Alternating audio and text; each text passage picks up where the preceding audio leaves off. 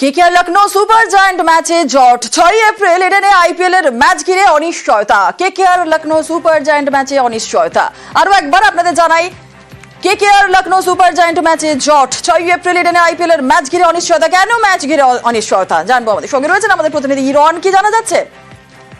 একদমই দেখো, আগামী 22 তারিখ থেকে শুরু হচ্ছে আইপিএল এবং তার আগে গতকাল কেকেআর তাদের ক্যাপ্টেন অজিঙ্কা রাহানের নাম ঘোষণা করেছে, জার্সি লঞ্চ হয়ে গেছে, অর্থাৎ আইপিএল এর প্রস্তুতি চূড়ান্ত। এর মধ্যেই যে খবর সামনে এসছে, কেকেআর এর দ্বিতীয় home match 6 April Lucknow super জায়ান্টের সঙ্গে দুপুর 3:30 থেকে ইডেনে রয়েছে।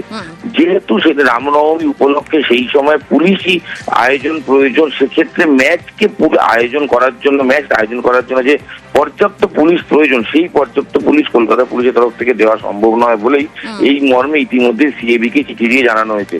ফলত ম্যাচ ঘিরে একটা অনিশ্চয়তা তৈরি হয়েছে। সিএবি কর্তারা ইতিমধ্যে কেকেআর কর্তাদের সঙ্গে কথা বলছেন, কারণ যেহেতু ম্যাচের আয়োজক কেকেআর, সেক্ষেত্রে আইপিএল কমিটিকে বলে ম্যাচ কি রিশিডিউল করা সম্ভব নাকি টাইমিং চেঞ্জ করা সম্ভব, সেই নিয়ে একাধিক আলোচনা হচ্ছে।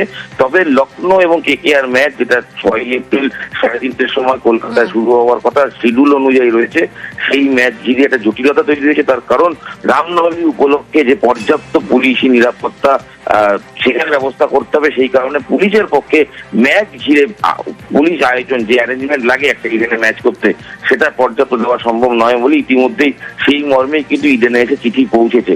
ফলে এই ম্যাচ আদৌ সেদিন সম্ভব কিনা, গতবারে চ্যাম্পিয়নরা দ্বিতীয় হোম ম্যাচ এখানে খেলতে পারবেন কিনা, নাকি ম্যাচ রিশিডিউল হবে, কি হবে, সেই দিকে সবাই তাকিয়ে রয়েছে। তবে ম্যাচ ঘিরে যে জটিলতা তৈরি হয়েছে সেটা নিঃসন্দেহে বলা যায়। ধন্যবাদ ইরন।